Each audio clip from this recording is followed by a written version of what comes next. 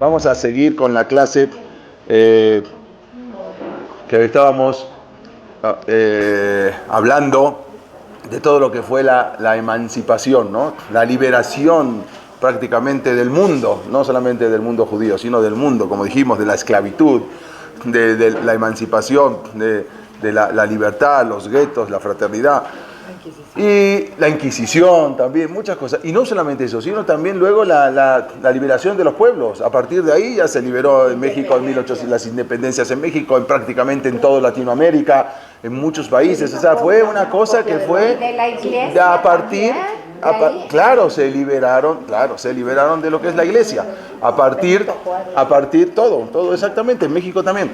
A partir de la Revolución Francesa, de la emancipación, eso fue lo que provocó algo impresionante. Pero, a su vez, vimos también que provocó algo muy trágico en el Yahadut, en el judaísmo del pueblo de Israel, y que fue un nuevo movimiento, ¿no? El movimiento de la Escalá. Empezamos a hablar y vimos todo el tema de la Escalá, cómo arrasó, ¿sí? Con tantos años, ¿sí? Milenios de judaísmo tradicional, y no solamente en lo tradicional, sino también aparte, como comentábamos, hijos de grandes Gedolei Hador, grandes Talmidei Jajamim, como habíamos terminado la clase pasada, Rabbi Israel Salanter, su hijo fue un gran matemático, que no siguió por su senda y bueno, prácticamente se apartó. Y vamos a ver qué pasó, cómo sigue todo esto de la Escalá. Prácticamente hoy vamos a hablar de eso y vamos a terminar quiénes son los que lucharon contra la Escalá, quiénes son los jajamim, los rabinos que lucharon, importantes, muchos, pero los grandes rabinos conocidos, los famosos rabinos que pelearon contra toda esa ilustración. Entonces, como decíamos, vamos a proseguir. ¿Cuál era? Ellos decían, los masquilim, los iluministas o la ilustración, dijimos, ellos empezaron a razonar con un segel, con un entendimiento no judío. ¿Cuál era su manera de pensar? Porque hay que entender cuál era su manera de pensar y por qué estaban equivocados. Ellos decían así: a partir de la emancipación, a partir de la ilustración, los goín se rebelaron contra la iglesia, porque la iglesia era la que dominaba. Por lo tanto, nosotros ahora nos vamos a rebelar contra la sinagoga. O sea, ellos empezaron a asemejar contra la sinagoga y contra el Bet Midrash. Los goín clausuraron la Inquisición. En esa época se acabó la Inquisición. Nosotros tenemos que luchar contra la intolerancia judía. Así como ellos lucharon ahora contra la Inquisición y se acabó, nosotros tenemos que acabar la intolerancia judía. La Revolución Francesa predicó contra la superstición. Predicaba contra la superstición. Nosotros tenemos que hacer lo mismo contra la ignorancia. Nosotros tenemos que hacer lo mismo contra las supersticiones judías, contra el Shabbat, contra el Kashrut. Todas estas supersticiones judías, nosotros tenemos que hacer exactamente lo mismo, así como está haciendo la Revolución Francesa. Bueno, después de ahí, las ramificaciones del iluminismo, eso agregaría el socialismo, el comunismo, ¿sí? Todo eso lo vamos a ver, el romanticismo, vamos a ver todo eso más adelante. Los rabinos de Francia, el rabino Kahn de Nimes, de la ciudad de Nimes en Francia, él había afirmado, para que veamos era lo impresionante que es, que la Revolución Francesa era en nuestros días la salida de Egipto y el Pesaj moderno. O sea, él decía así: la Revolución Francesa es nuestra salida de Egipto, ¿sí? Nuestro Pesaj moderno. El judaísmo francés, tenemos que entender una cosa, hizo todo, porque ahí salió. O sea, después, como dijimos, la Escalá en Alemania, pero la Revolución Francesa salió propiamente dicho, de Francia. El judaísmo francés hizo todo lo que estaba a su alcance para asemejarse a las prácticas cristianas. O sea, empezaron a asemejarse. ¿Qué hacían? Los rabinos, por ejemplo, se vestían casi como sacerdotes católicos. O sea, su vestimenta ya era prácticamente como los sacerdotes. Incluso estaban contemplando la posibilidad de celebrar el día de Shabbat y pasarlo al día domingo. O sea, para tratar de asemejarse lo más posible. Había una, que al final no se llevó a cabo, pero una de las cosas era pasar el Shabbat al día domingo. Bueno, no empezaron como reformistas, pero empezaron al final terminaron. Tenían, por ejemplo, ceremonias para los niños semejantes a los bautismos y a la primera comunión. O sea, era la ceremonia que le hacían a los niños chiquitos. Ponían flores en los ataúdes, que era algo que ya se había dejado hace mucho tiempo. Sí, era una costumbre originalmente judía, pero después se tomaron los cristianos esa costumbre, pero luego ellos empezaron a hacer lo mismo. Se incluyó el canto y el órgano y los sermones en las sinagogas. O sea, ¿por qué? Porque tenían que prácticamente hacer lo mismo. Hace poco estuvimos en Italia y en varios Beta Knesiot, está impresionante, incluso en la sinagoga de Florencia, en la sinagoga de Verona, en muchos está el Ejal, ¿no? Y al lado del Ejal hay como un atrio, sí, púlpito, donde se para, pero eso es lo único, se ve solamente en las iglesias, y está el púlpito, y ahí se para el rabino a dar la conferencia, o sea, no en el Ejal, ni en la Teba, sino en el púlpito que tiene que subir una escalera, y eso se empezaron a asemejar cosas muy semejantes a los cristianos. Todo se ajustaba a las prácticas cristianas. El órgano, en los Beta Knesiot, los sermones en las sinagogas. Se calcula que en toda Francia, no en París, solo quedaban 500 judíos verdaderamente ortodoxos. En toda Francia. O sea, a partir de lo que fue el iluminismo, la escala, la emancipación, quedaban 500 judíos verdaderamente ortodoxos. Y tenemos que saber que de Francia salieron los Baalea Tosafot. En Francia y Alemania, en el año, estamos hablando ya 700 años antes, estaban los Tosafot, los Baalea Tosafot, que eran los nietos de Rashid, que de ahí había salido toda la Torah prácticamente de los Ashkenazim entre Francia y Alemania. Tenemos que saber una cosa, que eso hay que tomarlo muy en cuenta y saber que es una regla para nosotros y para todos nuestra descendencia. El mejor jinuj no quita la vejirá. ¿Sí? Ni el mejor jinuj, aunque le demos el mejor jinuj a nuestros hijos, eso no quita la vejirá, no quita el libre albedrío que ellos puedan después elegir los caminos. Hay que influir en lo mejor que se pueda, pero eso no te garantiza nada. Ni Moshe Rabbenu, que era Moshe, sus nietos terminaron haciendo Avodah Zará, terminaron haciendo idolatría, por no decir su hijo, pero vamos a decir sus nietos, ellos eran los encargados de hacer. Moshe Rabbenu, sus nietos hicieron idolatría, así trae el Talmud. Estamos hablando, antes sí, pero por eso quiere decir, la Torá no se hereda. La Torá no se hereda, no porque uno, a veces uno viene y le dice, jajam, una vez pasó que vino uno con el jajam, con el rabbi, me contó a mí, el rabbi estaba en un avión y les acercó con él, iban a la marcha de la vida. Entonces le dice, jajam, ¿sabe quién soy yo? ¿Sabe quién era mi abuelo? Mi abuelo era el rabino tal y tal y tal. Ah, dice, está bien. Él se veía todo con arete y nada así. Dice, tu abuelo. Entonces, y tú estás, ¿cómo se dice? ¿Estás orgulloso de tu abuelo, de tener un abuelo así? Dijo, claro que sí, era el rabino. Ahora, ¿tú te pusiste a pensar alguna vez si tu abuelo estaría orgulloso de tener un nieto así? No, eso no, ¿verdad? No me puse a pensar. Eso, la verdad, no me puse a pensar. Bueno, ponte a pensar, a ver si eso... ¿Sí? Entonces, a veces nosotros, la Torah no se hereda, no porque uno es un Talmid Jajam, tiene que ser que su hijo es un Talmid Jajam. Hay que darle el mejor jinuj. Pero, como dijimos, el mejor jinuj no quita la vejirá. Y esto porque yo se los digo. La verdad que yo creo que en estas últimas clases, o en varias clases, no terminamos de sorprendernos de lo que vamos escuchando, ¿no? En varias clases escuchamos y son cosas que no sabemos. Yo creo que en esta clase nos vamos a sorprender mucho más que en todas las demás clases, porque vamos a ver cosas que son verdaderamente que no sabemos. Verdades que no sabemos. Este era uno, a veces me gusta traer algunas frases de los Talmidei Jajamim. Esta es una frase importante que siempre traía Rabbi Israel Salanter.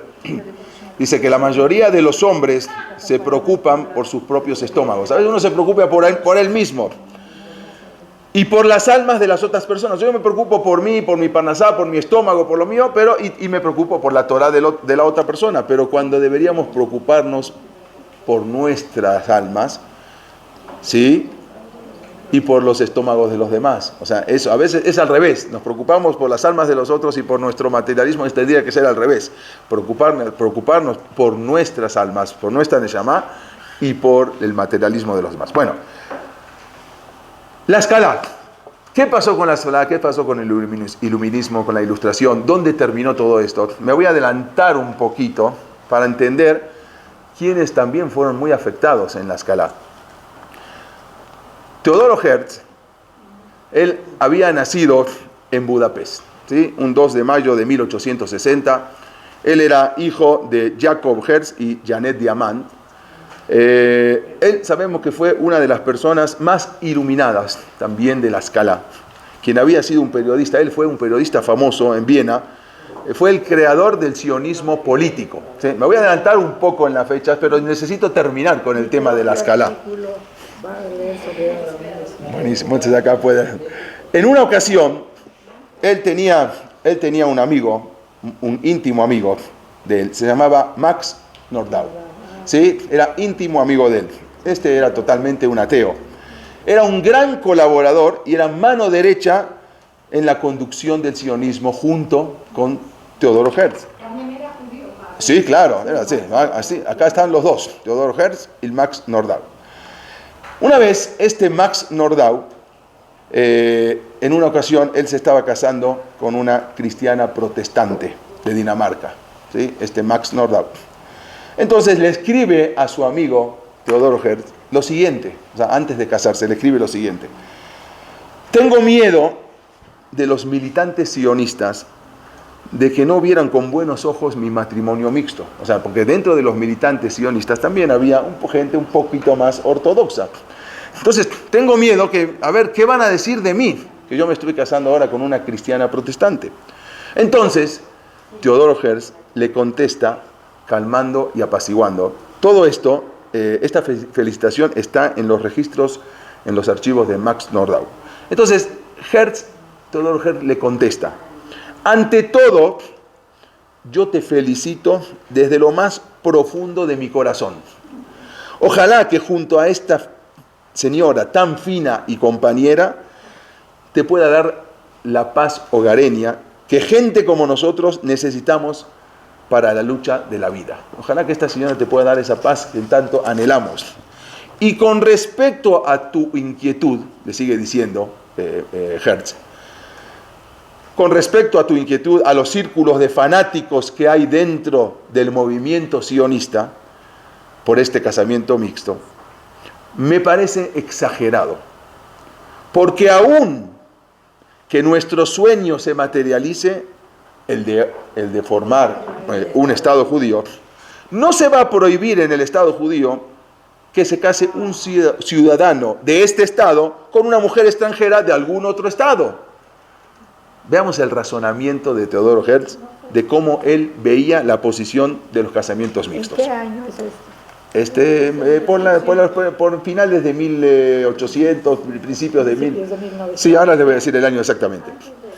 Pero... Porque después eso cambió mucho. Sí, vamos a ver. Lo que dice así, veamos cuál era el razonamiento. Él pensaba que así como un holandés se puede casar con una mujer de Dinamarca, ¿hay alguna prohibición? No, para nada. O un mexicano se puede casar con una panameña, ¿también? ¿Sí? Bueno, así también un judío se puede casar con una protestante, porque acá es lo que interesa, no es el judío, sino el Estado. Vamos a tener un Estado. Como vas a tener un Estado, entonces una persona de este Estado se puede casar con una persona de otro Estado, no hay ningún problema. Esos judíos van a ser ciudadanos de un Estado judío, de la misma manera como todas las naciones tienen su Estado. Entonces no veo ningún problema en exageración, que están exagerando, en criticarte porque te vas a casar tú con una mujer cristiana.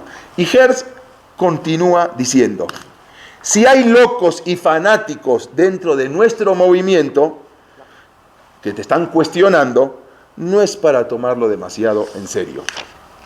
Como escribe un historiador muy famoso, se llama Paul Johnson, él dice que Teodoro Herz, sí, está muy bueno. Sí. Él dice que Teodoro Herz intentaba compensar su apariencia de judío, porque tenía una apariencia de judío, y más, tenía una apariencia de sefaradí, no de ashkenazí. Su mamá decía que ella venía de raíces sefaraditas. La mamá de Teodoro Herzl decía que ella venía de raíces sefaraditas. Bueno, él, así como escribe Paul Johnson, él intentaba compensar su apariencia de judío, con esa larga barba, haciendo chistes antisemitas. Estamos hablando de Teodoro Herzl. Él bromeaba y decía así: algunos judíos se abstenían de tener hijos porque no deseaban transmitir el problema. ¿No? ¿Sí? Así se llama. O sea, son cosas duras que les voy a decir, pero tenemos que saber. Él mismo decía que mucha gente se abstenía de tener hijos, porque si no le estás pasando tu problema judío a tus hijos. El propio Herzl se consideraba a sí mismo como bautizado. Él mismo escribió: yo jamás me convertiría. O sea, él no, pero apoyó mucho la conversión. En mi caso, el asunto está resuelto. Pero me molesta mucho cuando pienso en mi hijo Hans. Él tenía un hijo, se llamaba Hans Herzl. Acá lo vemos incluso con sus 3 hijos. ¿No le dijo Milao, sí? No, vamos a ver. Se dedicó muy poco. Me pregunto, él se preguntaba, Él dijo: yo no me convertiría. O sea, yo ya estoy. Pero estoy muy preocupado con mis hijos.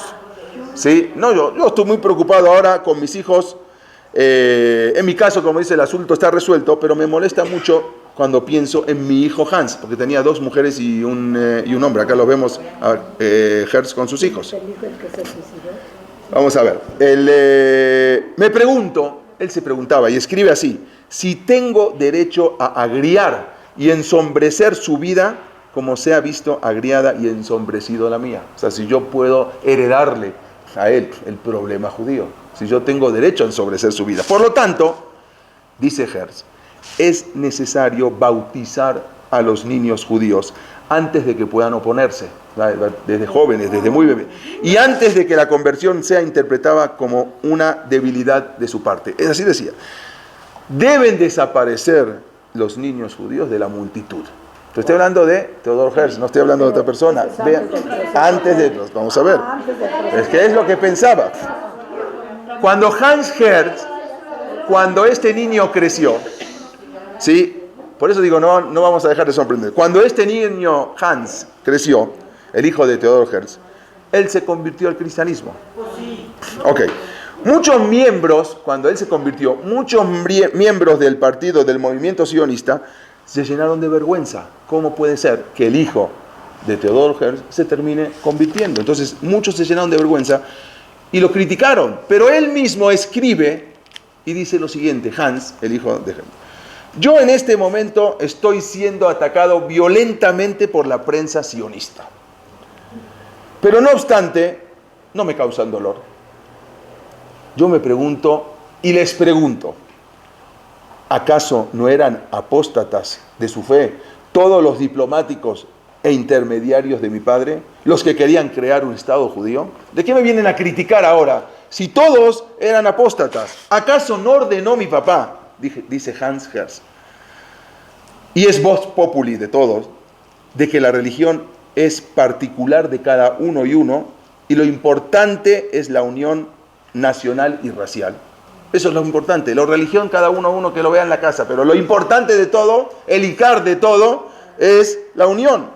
Mi padre, para que ustedes sepan, tenía un proyecto, cuenta Hans Herzl, de hacer entrar a todo el pueblo judío bajo la fe católica.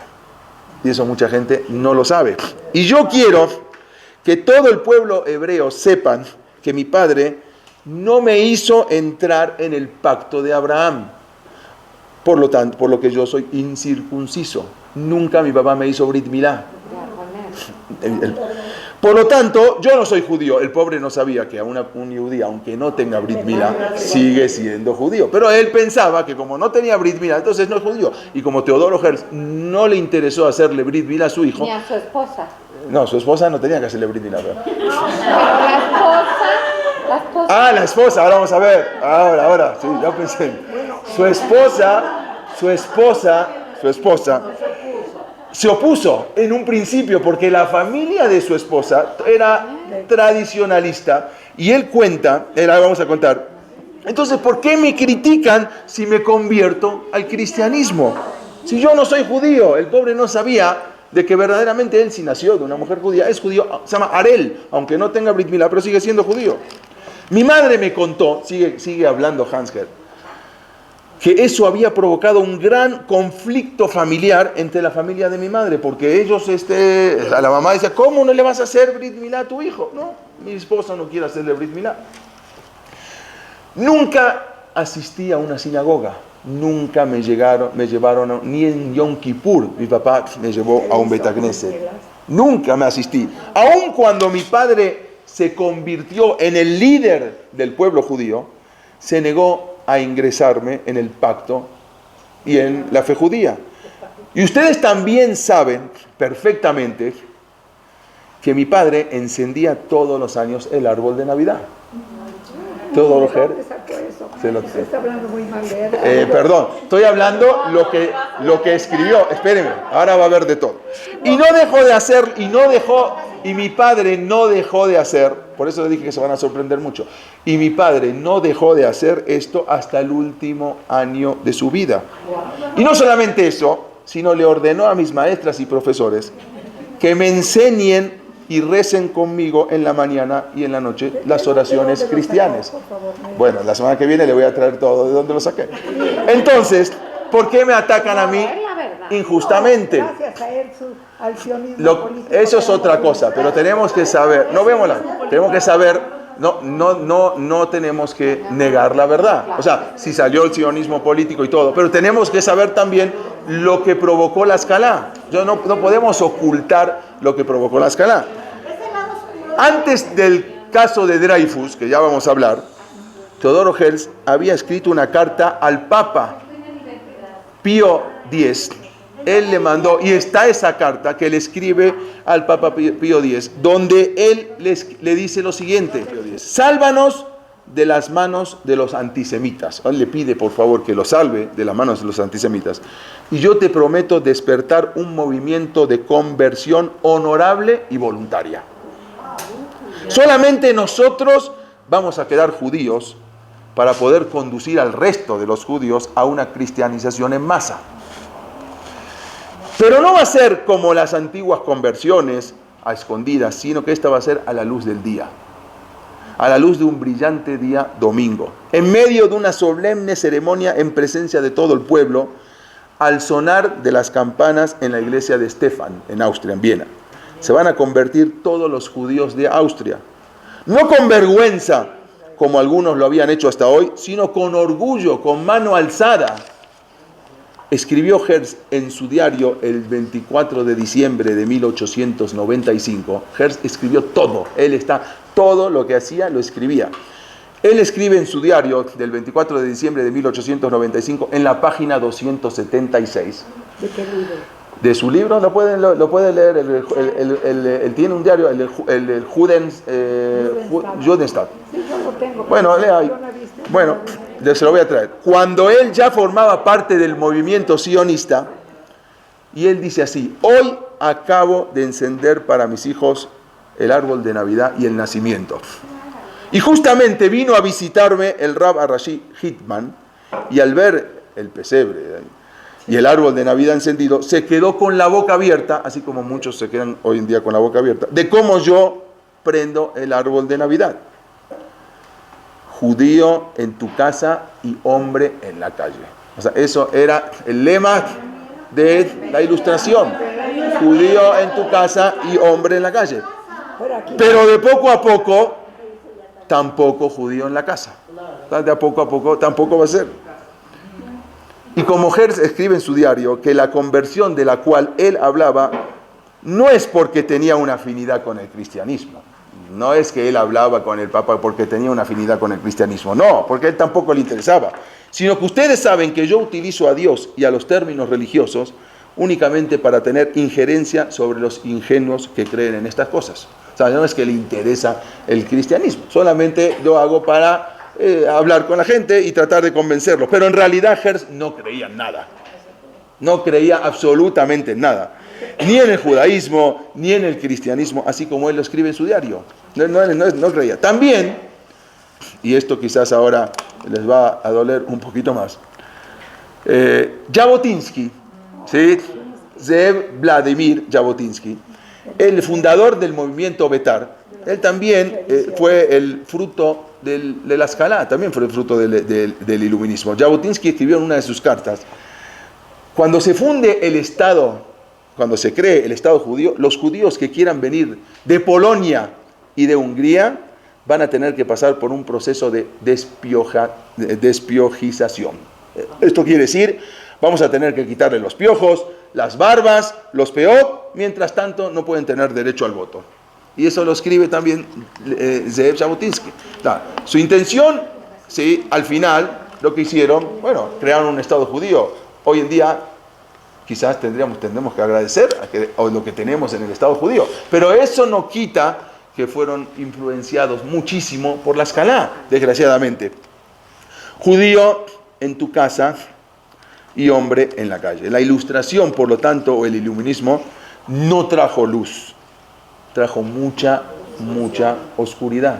Lo que pensábamos de que iba a traer la luz, desgraciadamente trajo mucha oscuridad. Hay un historiador muy famoso, y usted lo debe de conocer, se llama Simón Dubnov. Sí, la historia de los judíos. Es un historiador contemporáneo, muy famoso. Él se lo considera el más grande historiador judío de la era moderna, que a pesar de sus conocimientos, él no era un hombre ortodoxo, estaba alejado de la Torá. Pero él escribió 10 tomos de la historia judía. Él lo escribió antes de la Segunda Guerra Mundial, porque él mismo fue víctima más adelante del Holocausto, murió con la cabeza aplastada en las vías del tren. Simón, bueno, más adelante vamos a ver. Él escribió una gran cantidad de datos históricos del pueblo de Israel, desde el principio del pueblo judío hasta nuestros días, bueno, hasta donde él vivió. En el 9º tomo de su enciclopedia, de su libro de historia, él analiza el judaísmo alemán con el comienzo del movimiento reformista. Él lo pueden ver ahí, él cómo empieza a analizar todo el movimiento del siglo XX. Sí, claro, yo tengo también. El movimiento reformista, él dice que nace en Alemania en base a un complejo de inferioridad, porque los judíos se sentían inferiores. Él dice, no era real, bueno, que tenían los judíos y que veían en su antiguo Betacneset, en su antigua sinagoga, con sus rabinos intolerantes, ¿sí?, con su visión cerrada de las cosas. Por lo tanto, él decía, con ese judaísmo atrasado del gueto, que ya no existía porque ya hacía algunos años, como dijimos, ya se había abierto. Ese judaísmo, él dice ahí, ese judaísmo que los avergonzaba y ellos no podían mostrar con orgullo, no se podían mostrar con orgullo frente a la sociedad, frente al Goy, a la cual ellos querían frecuentar. Bueno, todo eso es lo que venimos hablando. Y de ahí vino la idea de crear las alajot y los dinim, unas nuevas alajot, que fueron hechos para un judaísmo originalmente del gueto, pero ahora que era un judaísmo atrasado y se tenía que hacer algo nuevo. Como él dice, las puertas ya no existen, podemos ser muchos más laicos, podemos romper las murallas que nosotros mismos habíamos construido para mantener una autonomía y nuestra identidad. Y de esa manera se organizan varias reuniones reformistas en Alemania. Una de las primeras reuniones reformistas se llevó a cabo en la ciudad de Brunswick, fue muy famosa, del 12 al 18 de junio de 1844. Del 12 al 18 de junio. En el año 1844 vamos a ver que luego un rabino muy importante llevó a 173 rabinos para manifestarse. Bueno, en 1844 había dos llamados, supuestos rabinos. Uno se llamaba Samuel Holden y el otro era Abraham Geiger. Eran dos rabinos reformistas, ¿sí? Fueron los principales rabinos de ese nacimiento reformista que tenían una visión más radical. Samuel Holden, él estaba a favor, como dijimos, él estaba a favor de la abolición de la circuncisión y propuso, como dijimos, el traslado del Shabbat al domingo. Esa fue una propuesta de este rabino reformista, fue el primer rabino, de los primeros rabinos reformistas, Samuel Holden. Las viejas costumbres de las reglas y los reglamentos religiosos supersticiosos ya habían pasado, hay que modernizarse. La nueva era viene ahora con la ciencia, la razón, la verdad ilimitada había llegado. Entonces, por lo tanto, había que reformar todo esto. Abraham Geiger, por ejemplo, era el otro rabino, él nació en este medio cultural. Él recibió una una educación judía tradicional, pero también se introdujo en la cultura alemana. Estudió lenguas griegas, donde conoció también, más a ver, vamos adelante, a uno de los principales rabinos, que él se hizo amigo de los que más lucharon contra el reformismo, que fue Hirsch, el rabino Shimshon Rafael Hirsch. Vamos a hablar de él más adelante. Los dos se hicieron amigos. Geiger se convirtió en un rabino reformista. La solución, ellos creían que la solución al antisemitismo, como ellos lo veían, era hacer que el judaísmo fuera moderno y aceptable para todos los europeos intelectuales. Esa va a ser la solución al antisemitismo. Vamos a ver, al final no pasó. Al hacerlo, esperaban mantener a los jóvenes judíos modernos y librar esa batalla en Europa contra el antisemitismo. Si tú ya te liberas y te asemejas, ya te asimilas, ya vas a hacer, ya con eso. Ellos creían que la gente odiaba a los judíos porque los judíos actuaban extrañamente, de manera diferente. O sea, ¿por qué los odian? Porque los judíos actúan de manera diferente. Si actúas de la misma manera, ya no te van a odiar.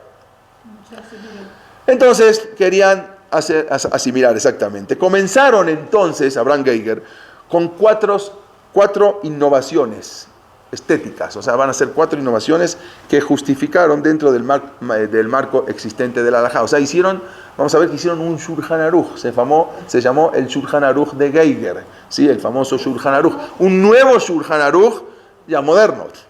Algunas de las oraciones, por ejemplo, vamos a ver, ya se cambiaron en lengua alemana. Ya quitaron la lengua en hebrea y se cambiaron en lengua alemana.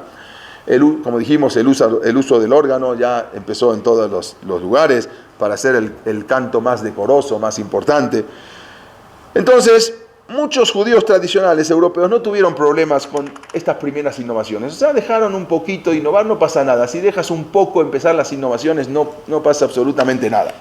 Abraham Geiger recibió un puesto rabínico en Breslau, obvio, un puesto rabínico de reformistas. Este es el amigo de él, quien vamos a ver más adelante, Rabbi Shimshon Rafael Hirsch, que era un rabino muy importante, vamos a ver, que introdujo el modernismo en el judaísmo, vamos a ver, contra lo que es la escala, contra lo que es el iluminismo.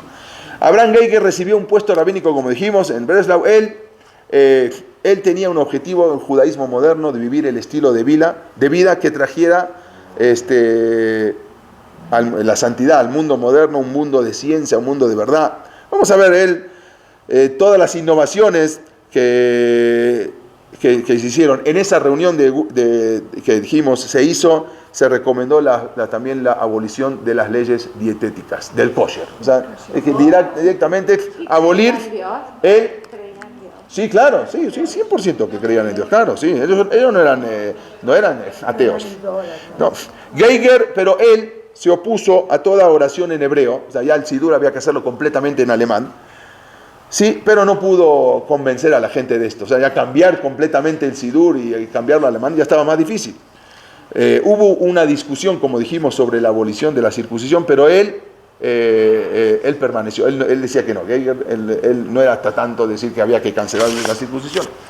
Geiger y los otros fundadores del judaísmo, de la Reforma, creía que en verdad lo que estaban haciendo iba a salvar al judaísmo anticuado del estancamiento de los rabinos. O sea, él quería ya ese estancamiento de miles de años, los iba a salvar, y al mismo tiempo iba a liberar a Europa del antisemitismo. Creían que esto era la liberación.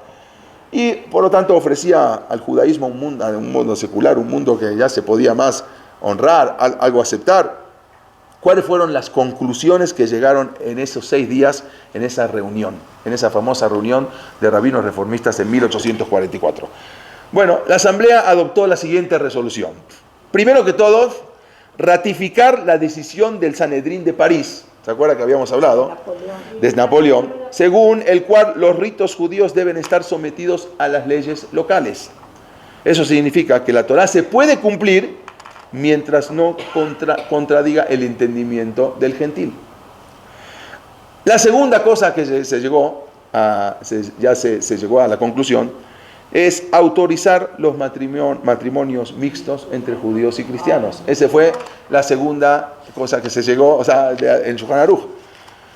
Ellos decían, a Germanim Lo irdov et ayehudis tam be'alma. El yehudí no va, el alemán no va a venir a perseguir así porque sí al judío.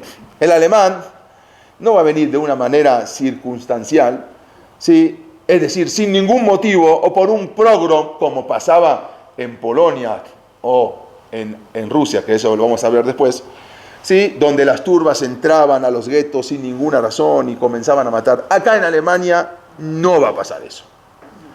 No en vano llaman a Alemania el país del orden y del método. Acá es un país donde está todo bien ordenado, no va a pasar eso.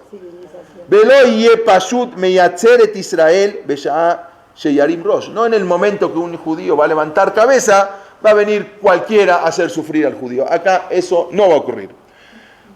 Alemania no es ni Rusia, ni Polonia. Eso es lo que estaba escrito ahí en el Shulchan Aruch.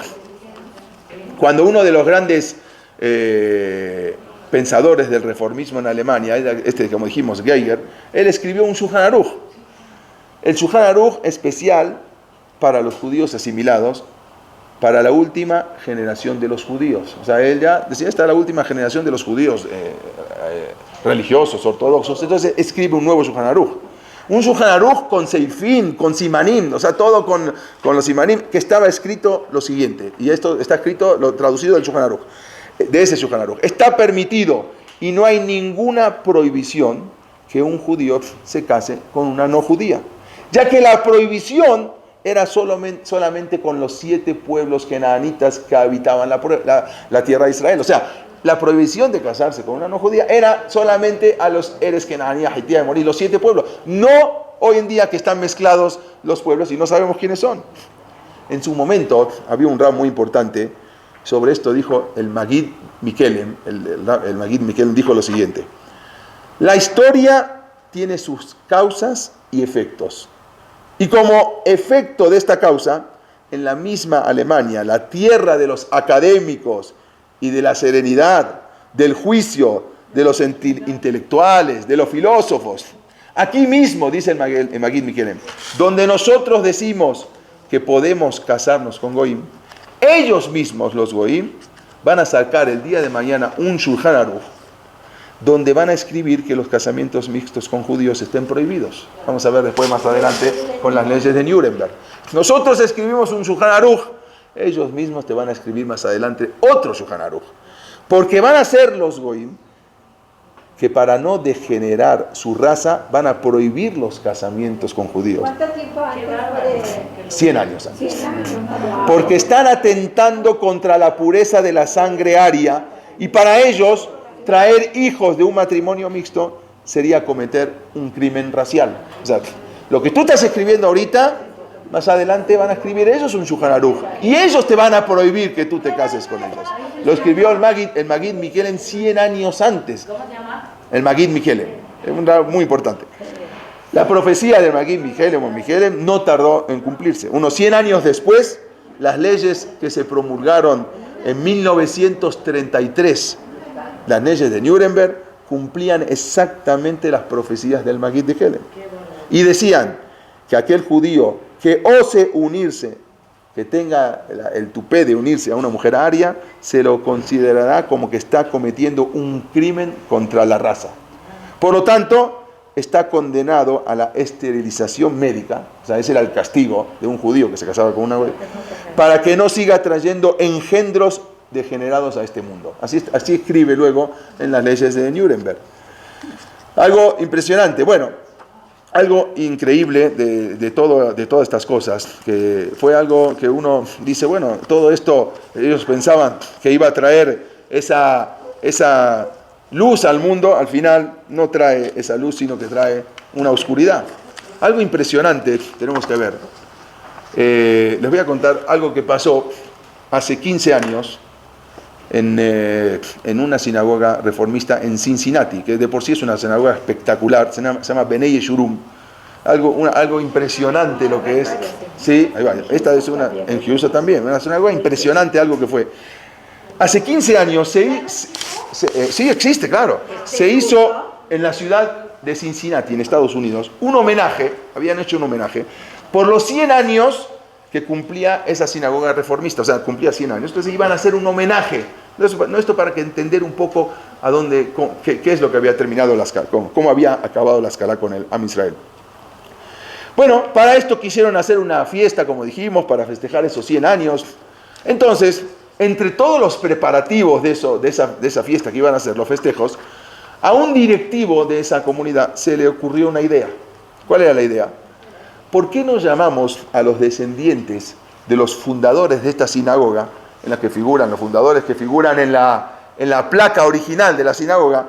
Entonces, vamos a llamar a los descendientes de estos fundadores de la sinagoga, que se había fundado hace 100 años, para darle un reconocimiento. O sea, la idea era darle un reconocimiento a los descendientes de los fundadores de la sinagoga. Entonces vamos a buscar a al bisnieto de después de 100 años, a darle un reconocimiento. Desgraciadamente no se encontró a ningún judío descendiente de todos los que habían fundado. Pero no es una exageración, a ni uno se encontró. Ni un judío se encontró descendiente de los que habían fundado ese Bet Knesset, sin exagerar, a ni uno. Esa, en verdad, no era la idea de los fundadores originalmente, cuando fundaron ese Bet Knesset, esa iglesia, ese templo reformista. Su idea solamente era cambiar algunas cosas cuando se fundó eso en Estados Unidos, en Cincinnati. Era sentarse hombres y mujeres juntos, amenizar un poco más los rezos con un órgano, cambiar el sidur, y hacer los rezos un poco más cortos, no tan pesados, no tan largos. Pero siempre ellos decían, siempre vamos a seguir siendo parte del pueblo de Israel. Vamos a cambiar solamente algunas cosas. Acá se puede ver, acá atrás, bueno, el órgano que de la sinagoga, acá lo pueden ver, el órgano de la sinagoga, igual que en las iglesias, exactamente. O sea, la idea de ellos es, no era no ser parte del pueblo de Israel, era seguir siendo parte del pueblo de Israel, solamente cambiar algunas pequeñas cosas. Eso es lo que los fundadores habían pensado originalmente, hacía 100 años, pero desgraciadamente después de 100 años todos sus descendientes terminaron siendo goín. Todos, no quedó uno, por más que buscaron, desgraciadamente no se encontró uno. Después de darse cuenta de lo que habían pasado, o sea, cuando tomaron conciencia, después de 100 años, ellos mismos dijeron en una declaración que algo debían de hacer para ajustar este problema. Algo tenemos que hacer, porque se dieron cuenta que después de 100 años no quedó uno. Los reformistas de esa sinagoga escribieron en una declaración lo siguiente: tenemos que empezar a cuidar el Shabbat y el Kashrut, porque esto no sirve. Nuestra idiosincrasia, nuestra ideología está equivocada. Después de 100 años no quedó uno solo, necesitamos ahora cambiar y empezar a cuidar Shabbat y Kashrut. No todas las demás cosas, pero por lo menos Shabbat y Kashrut. Ellos se habían dado cuenta de ese resultado. Entonces, en verdad, tenemos que saber que nuestro pueblo se ha empequeñecido. O sea, uno ve a veces, ¿qué tendríamos que ser? ¿Y qué pasó con el pueblo judío? Pero todo eso fueron por motivos propios. Nosotros lo provocamos, porque nosotros tomamos caminos equivocados. La Shoah nos quitó a la tercera parte del pueblo de Israel en solamente 4 años. De 16.600.000 judíos que eran antes de la Shoah, solo habíamos quedado 11 millones. Después de la Shoah, solamente quedamos 11 millones. Les quiero mostrar un dato. Yehudim, antes de la Shoah, 16 millones. Después de la Shoah, 11 millones. Población judía en el 2017, ¿sí? El año pasado, 14.400.000. O sea, solamente hemos subido muy poquito, pero hay un dato impresionante. Pero un problema. ¿Estos son puros ortodoxos? No, para nada. Ortodoxos no llegan ni a la mitad. Bueno, mucho bueno. Por ejemplo, vamos a ver, en Estados Unidos, hay cálculos de cuántos judíos debería haber hoy en Estados Unidos. Veamos algo. En el año 1957, la población judía de Estados Unidos, la población en Estados Unidos, no la población judía, la población total en Estados Unidos era de 175 millones de personas. ¿Sí? Eso era la población en 1957. Pero ¿cuánto era la población judía en 1957? 5.700.000. Casi 6 millones, sí. Era la población judía en 1957. ¿Cuál es la población de Estados Unidos hoy en día? 328 millones. O sea que creció en un 88%. Pero en 2018 la población judía sigue siendo de 5.700.000. Quiere decir, bueno, está bien, por lo menos no bajamos. No se llama que no bajamos. Se perdieron más de 5 millones de judíos en Estados Unidos. Porque, ¿cómo puede ser que la población general creció en un 88% y los judíos no crecieron en nada? No es que no crecimos. Para nada, no es que no crecimos. Nos empequeñecimos. ¿Sí?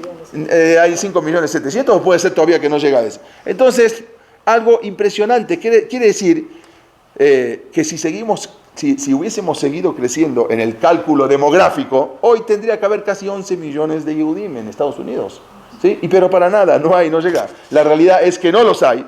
Entonces se perdieron casi 6 millones de judíos. Solamente con asimilación, no con la Shoah. Solamente con asimilación en Estados Unidos se perdieron.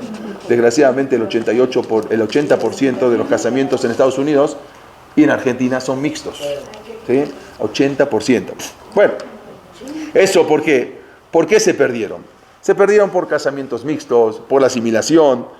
Todo esto es lo que provocó la escalada, o sea, todo eso es lo que provocó que uno pensaba que con abrirse al mundo, abrirse a la cultura, y eso iba a traer más luz, pero desgraciadamente esa luz no trajo luz, ¿sí? Desgraciadamente trajo esa gran oscuridad. ¿Quiénes son los que lucharon contra la reforma en ese momento? Hubo grandes rabinos que lucharon contra el reformismo. Uno de los rabinos se llamaba Rabbi Akiva Eiger. Él nació en 1761. Este era un rabino, un poquito para hablar de la historia de este rab. Él había estudiado en la yeshiva de Rab Yosef Yitzhak Teomim. Él era su rabino en Breslau. Y luego con su tío, el rab Wolf Eiger, en honor a su tío, él había cambiado su nombre, se llamó Eiger, Rabbi Akiva Eiger. Él ejerció como rabino durante 48 años en diferentes ciudades. Este Rabbi Akiva Eiger, los alumnos de la Yeshivot, él estudia Rabbi Akiva Eiger, es una eminencia. Un hecho para ver su grandeza y su humildad, cuando a él en 1836 le ofrecieron ser rabino de la ciudad de Vilna. Entonces él rechazó el puesto y dijo: ¿quién soy yo para ocupar la posición de rab en la ciudad de la Gra, en la ciudad del Gaón de Vilna? Quisiera yo tener el sejut siquiera de ser el shamash de su Beit HaKnesset, no el rab, el shamash. A ver si por lo menos llegó a ser el shamash. Y era un rabino importantísimo. El Hatán Sofer, vamos a ver que era su yerno. Él escribió sus escritos con gran profundidad. Se llama Tosafot Rabbi Yaakov Eiger, el Gilion Ashas, ahí trae sus comentarios del Talmud, siendo Sarich y un Gadol, Ba'ashem y Air Enay. O sea, es mucha profundidad. Hay que analizar bien lo que escribo y ojalá que Dios ilumine mis ojos. Él, una vez cuenta, para ver la grandeza de este rabino, de Rabbi Yaakov Eiger, él estaba en un ceder de Pesaj y tenía invitados en su casa, y un invitado sin querer derramó la copa de vino en el mantel, en la mesa. Entonces inmediatamente él agarró, movió la mesa y tiró también su vaso de vino. Entonces empezó a ver, dijo: seguramente está mal la pata de la mesa, no te preocupes, también el mío se cayó. O sea, para ver la humildad de lo que eran, ¿sí?, la contraparte de lo que eran estos rabinos que lucharon contra la reforma. Él luchó contra la reforma en su ciudad natal, que era Austria. Su yerno también, muy conocido, se llamó Rab Moshe Sofer, conocido como el Hatán Sofer. Era su yerno. El Hatán Sofer, él había nacido en Frankfurt en el año 1762. Su rabino era un rabino muy importante, se llama Rab Nathan Adler, que él no escribió libros porque él decía que él no, como todo se lo acordaba de memoria, entonces él no escribía. Bueno, el Hatán Sofer también era un experto en astronomía, geometría e historia. Fue una personalidad impresionante durante una época de grandes cambios. Estamos hablando de esta época del iluminismo. Las puertas de los guetos, como dijimos, habían sido rotas, y los Yehudim Ahora, como estábamos hablando, les ofrecían las oportunidades, sí, una oportunidad sin precedentes, pero a su vez muy riesgosa para su judaísmo. El Yahadut, el judaísmo, en la ciudad donde Rav Moshe Sofer había nacido, estaba siendo devastado, como dijimos, por los reformistas. Vamos a ver que en muchas ciudades prácticamente el judaísmo se devastó. Como se iban abriendo paso a paso con apoyo gubernamental, o sea, los mismos reformistas iban a pedir apoyo al gobierno. El Hatán Sofer tiene un lema muy famoso, ¿sí? Él explicó a la gente utilizando un término halágico: Hadash Asur Minatora. Él explicaba así: todo lo nuevo es prohibido. Es un término que trae la Mishnah, hablando sobre otra cosa, él lo toma de la Mishnah, y que significa, es un juego de palabras, que significa que la Torah prohíbe cualquier innovación. O sea, lo nuevo está prohibido por la Torah si contradice a los principios y a las leyes de la Torah. No quiere decir que la Torah está peleado con la ciencia ni con lo nuevo, pero todo esto es si contradice. Hadash Asur Mina Torah, si es que contradice a los principios y a las leyes. El Hatán Sofer había sido llamado para dirigir una comunidad en Presburg, hoy día es Bratislava, ¿sí? Se opuso a la reforma y fue el responsable de preservar la vida ortodoxa. ¿Y qué hizo para eso? Estableció una yeshiva, una famosa yeshiva en Presburg, que contaba con cientos de alumnos. ¿Y cuál era el tema que estudiaban en su yeshiva? Además, dijimos que esta yeshiva, esta academia, era extraordinaria también en otros aspectos. ¿Por qué? Él tenía que crear rabinos para pelear contra la reforma, porque era algo tremendo. Allí se rendían estrictos exámenes de forma periódica y también se daban cursos de oratoria. O sea, en la misma yeshiva también eran cursos de oratoria para aprender cómo llegar al público. Se ponía énfasis especial en el Tanaj y en el Dikduk. ¿Por qué? Porque los reformistas, los de la escala, ellos eran especialistas en Dikduk. Entonces ellos decían: bueno, ustedes estudian todo el día Gemará, todo el día Talmud, pero no saben Dikduk, no saben Tanaj, no estudian Tanaj. Entonces él empezó a preparar a sus alumnos en el Tanaj, en el Dikduk, en gramática. Eran materias que solían descuidarse por las yeshivot, por los alumnos. Entonces él ahora empezó a inculcar eso, enseñó Torah a miles de alumnos durante todos los días, excepto el día de Tisha B'Av, que ese día no se estudiaba. Como consecuencia de esta yeshiva, salieron alumnos graduados que llegaron a ocupar numerosos cargos rabínicos en toda Hungría. O sea, era parte de Hungría, hoy es Bratislava. Bueno, negando de esta manera él mandó a que no se expanda con sus alumnos, trató de no expandir a los reformistas. Algunos de sus escritos más famosos fueron Shelot Uchubot del Hatán Sofer, del Ashot, Torat Moshe. Incluso él escribió un libro que se llama Sefer Azikaron, donde ahí escribe el asedio de Napoleón a la ciudad de Presburg. Él relata ahí que fue en el año 1809, y ahí relata un gran milagro, una salvación del pueblo judío en ese lugar. Él luchó ardientemente contra los reformistas. Él falleció en 1839. Otro de los grandes rabinos que lucharon contra los reformistas fue Rabbi Jacob Ettlinger, conocido por su libro El Aruch LaNer. Él había nacido en 1798. Este Rab, el Aruch LaNer, jugó un rol de liderazgo de la lucha contra la propagación de los reformistas. Él había estudiado con el Rab Asher Wallerstein, que era el Rab Arashi de la ciudad de Baden, en Alemania, que había sido hijo del famoso Shagat Aryeh. Incluso el Rab Ettlinger acudió a la universidad. ¿Por qué? Fue a la Universidad de Würzburg, donde él estudió ahí filosofía, porque necesitaba pelear contra los reformistas, pero con las armas de los reformistas. Él no podía salir a pelear con la Gemara y con la Mishnah y con el Tanaj. Él necesitaba armas. Entonces él fue y se metió en la universidad y estudió filosofía en la Universidad de Würzburg, donde él decía, él necesitaba adquirir esos conocimientos generales a fin de influenciar con más fuerzas a sus hermanos judíos. Él fue de los primeros rabinos alemanes que poseían una formación académica. O sea, obvio que los rabinos alemanes no iban a la universidad, y él fue de los primeros rabinos que se mete a la universidad para poder pelear con las mismas armas contra los masquilim. Rabbi Yaakov Ettlinger fue uno de los más fuertes oponentes al movimiento reformista, o sea, él de los más, y fue quien dirigió la famosa protesta con los 173 rabinos en la conferencia de Brunswick en 1844, que hablábamos recién. Esa conferencia que duró 4 días, él juntó a 173 rabinos a manifestarse contra esa famosa conferencia donde se permitían los casamientos mixtos, donde habíamos visto lo que vimos anteriormente. Él funda una yeshiva en la cual acudieron un gran número de alumnos, la cual después se convertirían en los líderes rabinos. Uno de sus famosos alumnos fue Rabbi Shimshon Rafael Hirsch, alumno de Rabbi Yaakov Ettlinger. Sin embargo,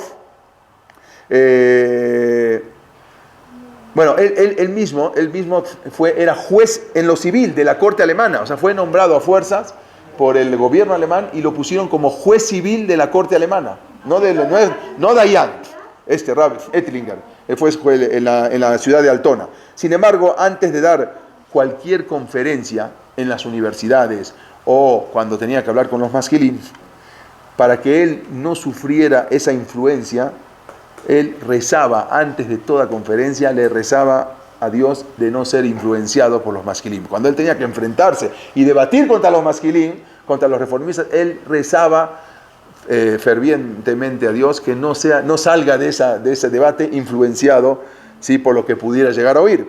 Rabbi Yaakov Ettlinger falleció en 1872. Su alumno, fue un rab muy famoso, Rabbi Shimshon Rafael Hirsch.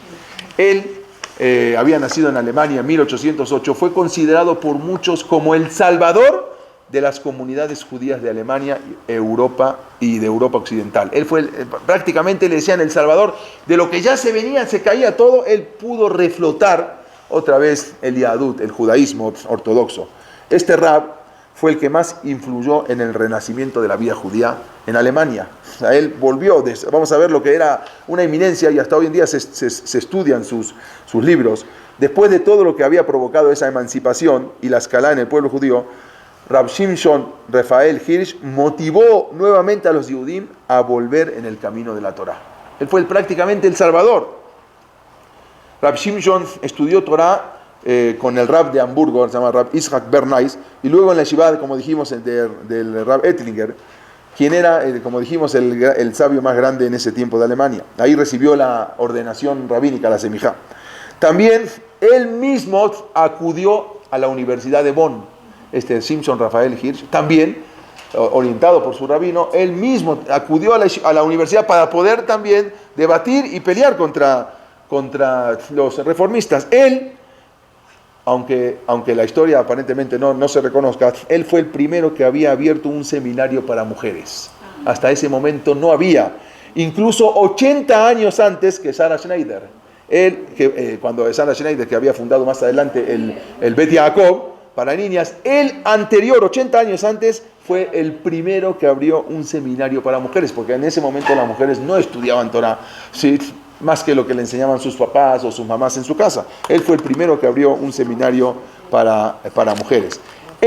Rabbi Hirsch, él fue el que dio el inicio a la filosofía de Torah im derejeres. El dicho que es extraído de la Mishnah, Torah en el camino del mundo, o sea, integra la Torah al camino del mundo. Él se dio cuenta que debía emplear las mismas herramientas de la ilustración, o sea, lo mismo que él también tenía que poner para poder luchar contra la reforma, ¿sí?, contra la ilustración.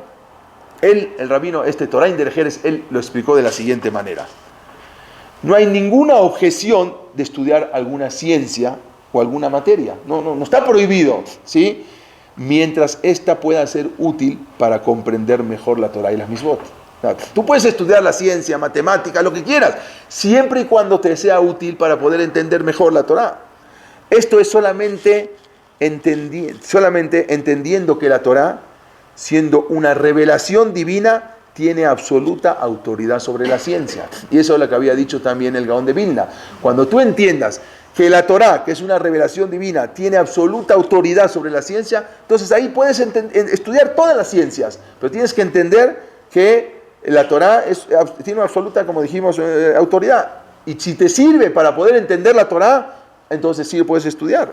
Por lo tanto, él había integrado, él fue el primero, Shimshon Raphael Hirsch, fue el primero que había fundado en Frankfurt el estudio de Torah con otras materias laicas. O sea, él metió otras materias, las ciencias y otras materias laicas dentro de la yeshiva, dentro del estudio de la Torah. Este concepto significaba que para el judío la Torah y las mitzvot eran la fuente de toda sabiduría. La cultura, los valores, y que no se puede romper ningún compromiso con los valores de la Torah. O sea, es primero que todo es la Torah, como él decía, él siempre decía así, para realmente, ahí está su dicho, observar el día de Shabbat en nuestros días, para dejar por un día entero todos nuestros negocios, todo el trabajo en medio de la fugacidad, de la apresurada de nuestra edad, para cerrar la bolsa de valores que existía ya, las tiendas, las fábricas. ¿Cómo sería posible? El pulso de la vida dejaría de latir, o sea, se para todo el comercio y el mundo perecería, pero por el contrario el mundo se va a salvar, o sea, porque ya en ese momento prácticamente no había negocios, no había tiendas cerradas en Shabbat. Él tenía que luchar contra todo eso que prácticamente había quedado en el olvido. Rabbi Shimshon afirmaba que el conocimiento de la cultura general solamente tiene significado, lo que dijimos recién, cuando se utiliza al servicio de la Torah. Todo eso tiene significado si tú le das todo, lo pones al servicio de la Torah. Por eso él puso en sus academias, en su yeshiva, para que empiecen un poco también a estudiar la cultura, pero siempre y cuando al servicio de la Torah. Él escribió muchas obras en alemán literario, explicando las verdades de la Torah en términos occidentales modernos.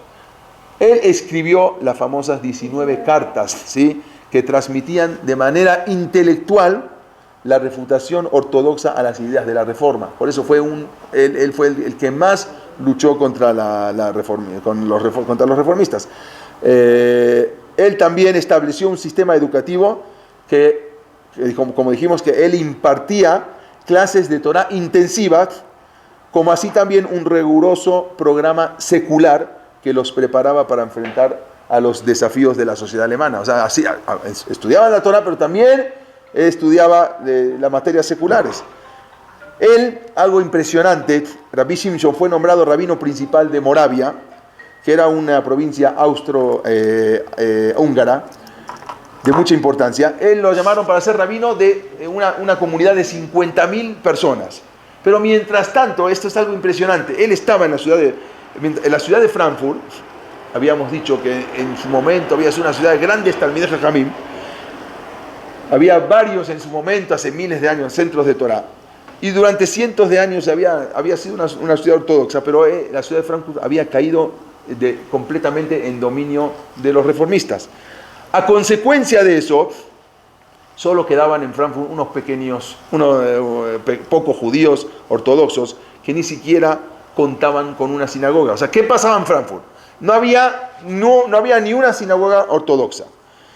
Y también estaban necesitados de ayuda espiritual. Había unos cuantos judíos ortodoxos.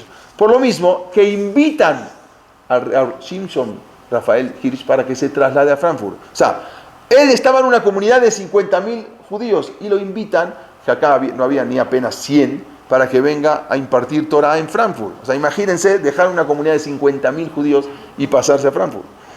En Frankfurt, todas las mikvaot, los baños rituales, fueron desmantelados y cerrados. No había una sola mikve en Frankfurt.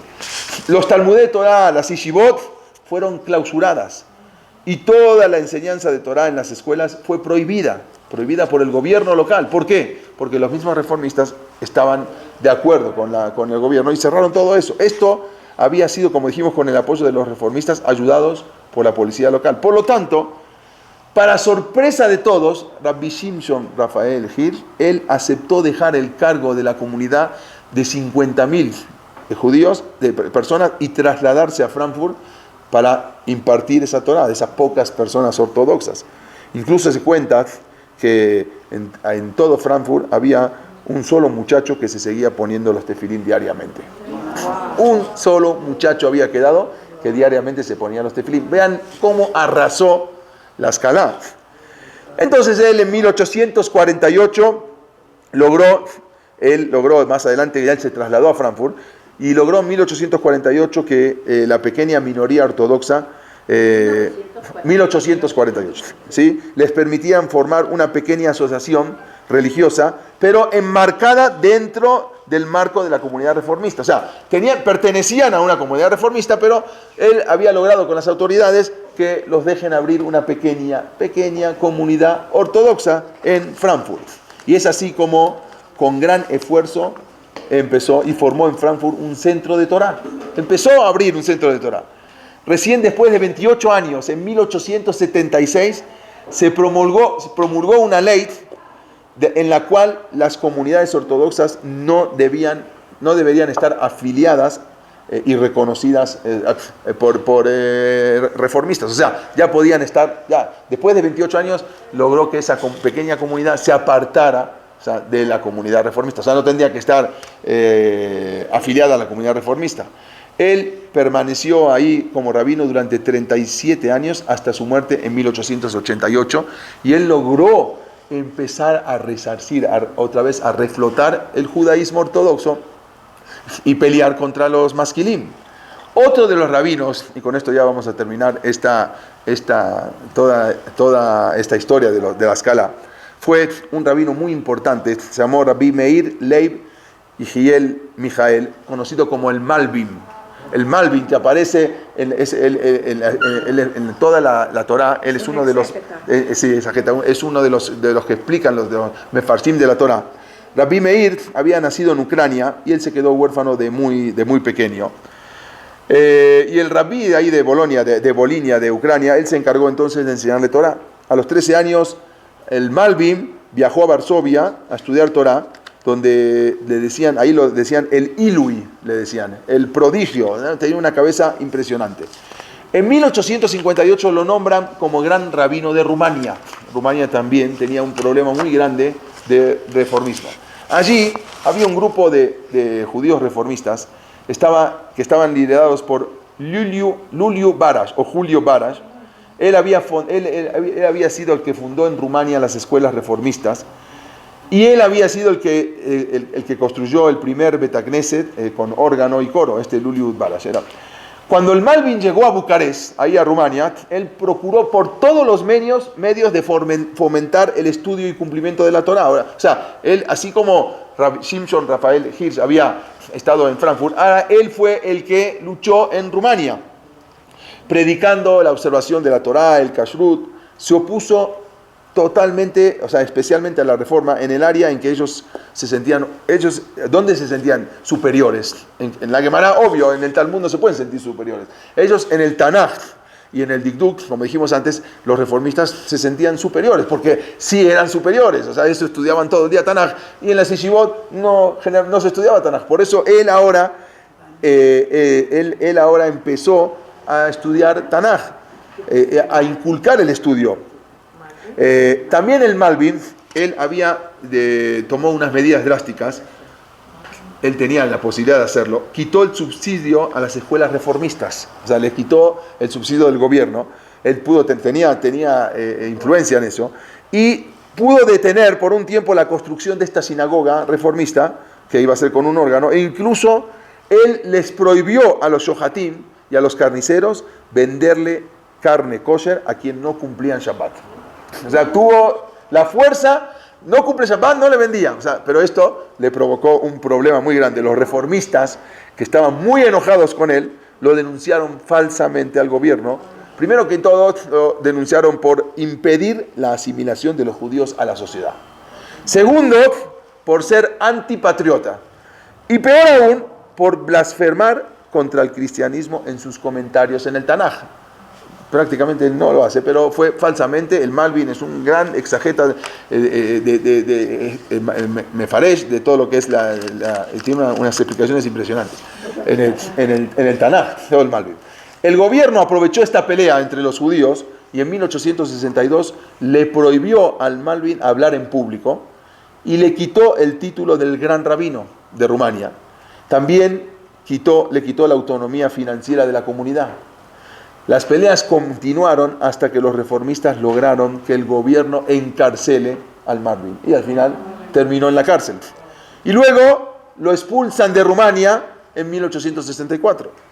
Bueno, no solamente eso, sino que ya venían a matarlo los reformistas, y él se salvó de la muerte porque algunas personas interfirieron a su favor, y prometió que se marcharía de Rumania, y se tuvo que marchar, se tuvo que ir, perseguido por los partidarios de la asimilación, que en verdad lo consideraban una amenaza a su ideología, porque él peleaba contra ellos. ¿Sí?